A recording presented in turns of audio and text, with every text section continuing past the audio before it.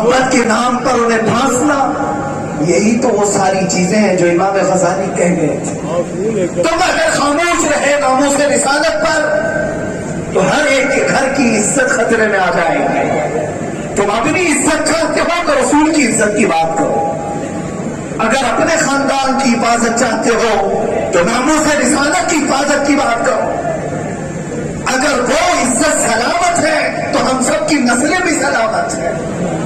آج مجدد دین و ملت فاضل بریلوی امام عشق و محبت کی تقریباً 7ویں نسل بھی آ گئی ہوگی۔ 7ویں نسل بھی آج الحمدللہ محفوظ ہے، عقیدے میں بھی عزت بھی برقرار ہے خانوادہ رضویہ کی۔ میں کس لیے عرض کر رہا ہوں؟ اس لیے عرض کر رہا ہوں کہ 7ویں پشت کا دادا اگر عزت رسول کے لیے قلم چلائے تو مولا 7 نسلوں تک بھی عزت بخشتا ہے۔ سبحان اللہ سبحان اللہ۔ اس مجدد نے 100 سال پہلے پکار کر کہا تھا ان خبیثوں کو اور ان تمام بددینوں کو میرے آقا کی مدح ثنائی کرتے ہوئے، سرور کہو کہ مالک و مولا کہو تجھے، باغ خلیل کا گل زیبا کہو تجھے۔ اس وقت بھی گستاخیاں ہو رہی تھی، اس وقت بھی گستاخیاں ہو رہی تھی، لیکن وہ الگ انداز کے لوگ تھے، چھپے ہوئے منافقین تھے جو حضور اکرم صلی اللہ علیہ وسلم کی عزت پر حملے کر رہے تھے۔ اس وقت ناموں سے رسالت کے دفاع کے لیے اس امام عشق و محبت نے قلم اٹھایا اور یہی کہا تھا تیرے تو وصف عیب تناہی سے ہے بری، حیران ہوں میرے شاہ میں کیا کیا کہوں تجھے۔ اس اعلیٰ حضرت نے جب رسول پاک کی وصف بیان کی، ان کی تعریف و توصیف کی، تو اس کا ثمرہ آج دیکھ رہے آپ، اتنی نسلیں گزر گئی، اب تک مولا تعالیٰ انہیں وہ عزت عطا کیا۔ آج تم بھی اگر محبت، کیا مقابلہ پاسبل ہے؟ عقل میں آنے والی بات ہے۔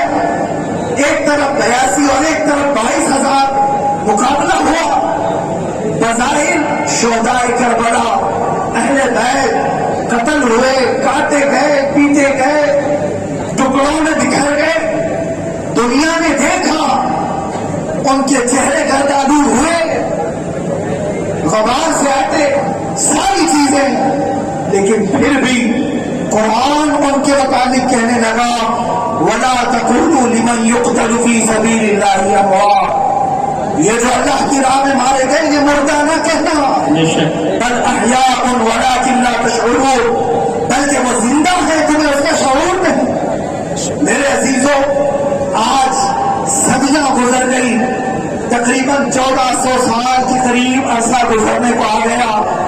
یہ کربلا کی جنگ ہوئی 82 اور 22,000 کی۔ مجھے بتاؤ آج کون ہے جو یزید کی زیارت کے لیے جا رہا ہے؟ وقت کا بادشاہ، تخت کا مالک، لشکر جرار اس کے پاس، تاج و تخت اس کے پاس، ساری سیاست اس کے پاس، سب ہونے کے باوجود راج 2.5 سال سے زیادہ نہ کر سکا۔ اس سے پتہ یہ چلا ظلم سے حاصل کیا ہوا تخت، چاہے وہ دمشق میں سجایا جائے، چاہے وہ دلی میں سجایا جائے، چاہے وہ لکھنؤ میں سجایا جائے، انت تو ہونا ہے، آخرہ تو ہونا ہے۔ یزید 2.5 سال کے بعد ہمیشہ کے لیے مر گیا اور حسین کا پرچم آج تک کربلا میں لہرا رہا ہے۔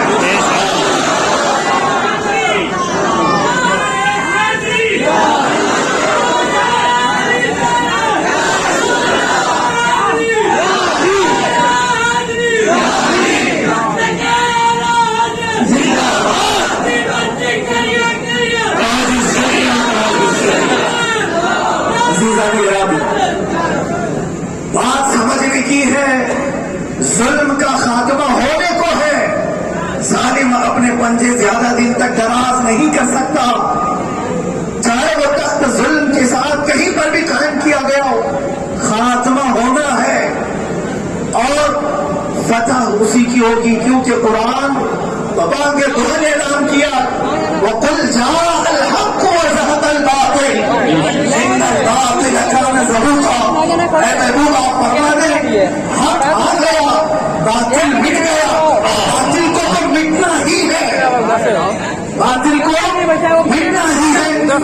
کی آیت سنو، اللہ فرماتا ہے یریدون ان یطفئوا نور اللہ بافواہہم، یہ کفار چاہتے ہیں اپنے منہ کے پھونک سے اللہ کے چراغ کو بجھا دیں۔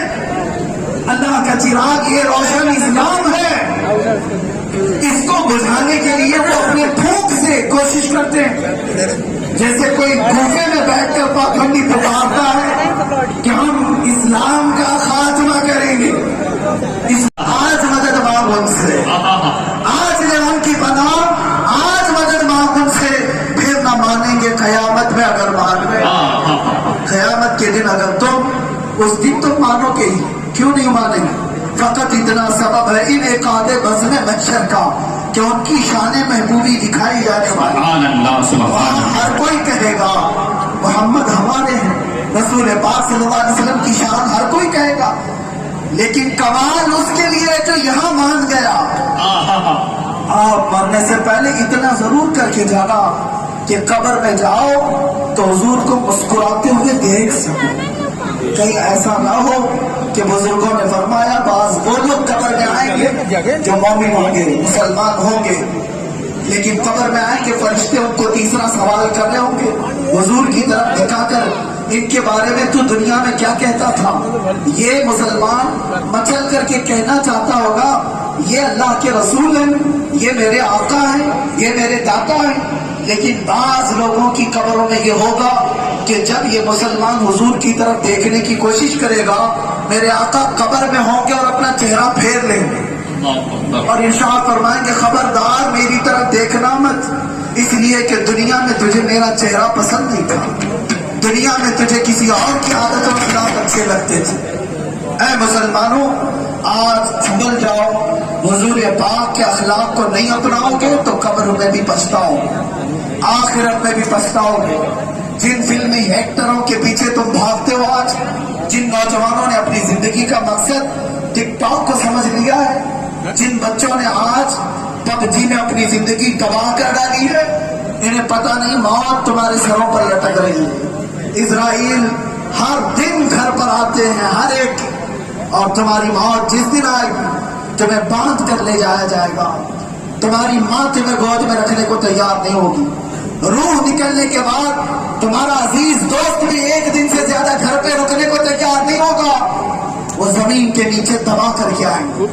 چاہے تم وقت کے شہنشاہ ہو، پیسوں کے بڑے دھنی ہو، تمہیں اسی قبر کی تختیوں کے نیچے ڈال کر آئیں گے۔ مجھے بتاؤ جب تم تنے تنا اس قبر کی چار دیواری میں سو رہے ہوں گے تم مدد کے لیے کون سے دوست کو پکارو گے؟ اس دوست کو جس کے لیے تم